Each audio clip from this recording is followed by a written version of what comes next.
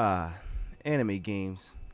Growing up as kids, our love for anime always overshadowed whether we thought the game was good or not, or maybe we just didn't care as long as we were playing a game based off our favorite anime franchises. Well, for me, I broke out of that kinda early, and I have Dragon Ball Z sagas to thank for that.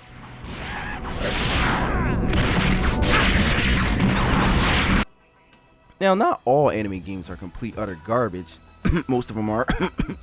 But even the good ones and definitely the mediocre ones, you feel the lack of content or the potential that the games had that would have made them great games. I mean, up there with AAA titles. And if you think about a lot of anime franchises, specifically their lore, characters, abilities, the genre, and the concepts of the franchises, you know what game genre they could fit in and how the game could work, even what game they could even imitate. For instance, Black Clover. Now, when I mentioned that name, what popped up in your head? An action-adventure RPG, right? If so, that makes sense, and you are correct, because look at the elements of the anime. You got your main character, Asta, based in the world of magic and guilds. Within those guilds are members with unique abilities he has by his side, like Luck, Vanessa Inoteca, Noelle Silva, and Magna Swing. Just hearing the word guild screams RPG, or something like Monster Hunter, with a deep gameplay mechanics going off of the story of Asta, wanting to become the Wizard King, but instead, we got this. Now,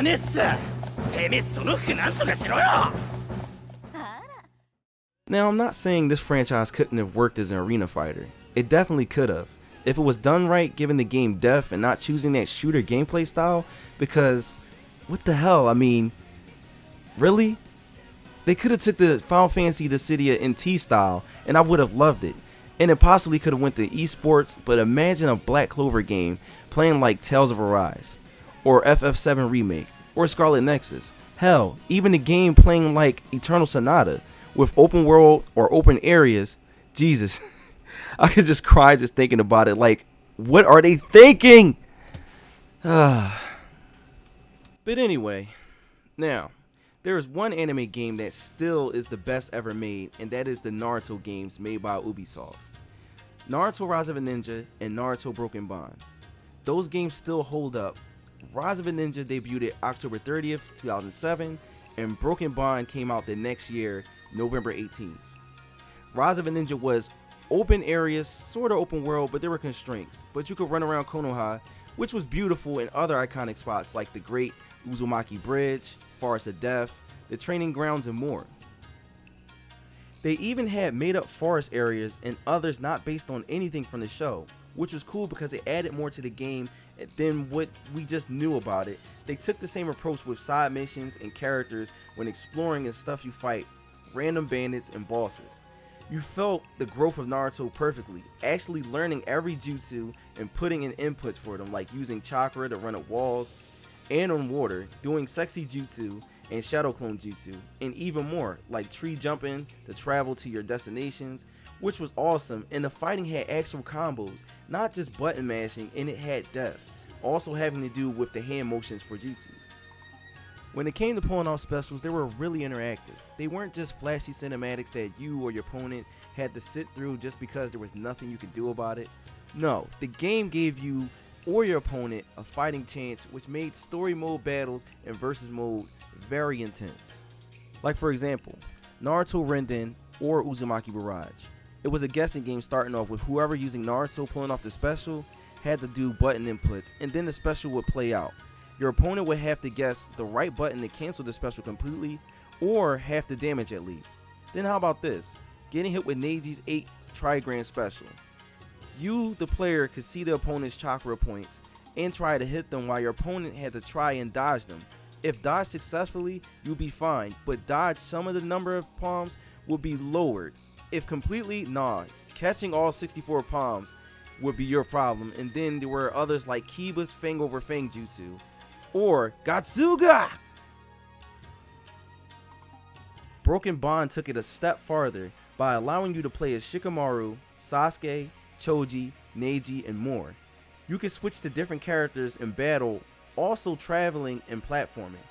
Each character had their own abilities, like Naruto could use clones to make bridges, or get things that were high up by making more clones. Shikamaru uses his shadows to grab switches and things hidden in areas, and Choji could use his expansion jutsu to break through blockades, and it was dope.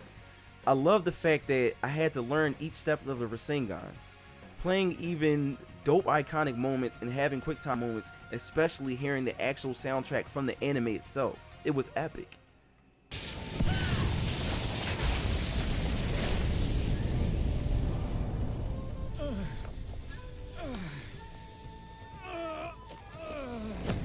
Online play was pretty cool too. I used to play hours on top of hours battling others, having chair clinching fights, even made a few friends too.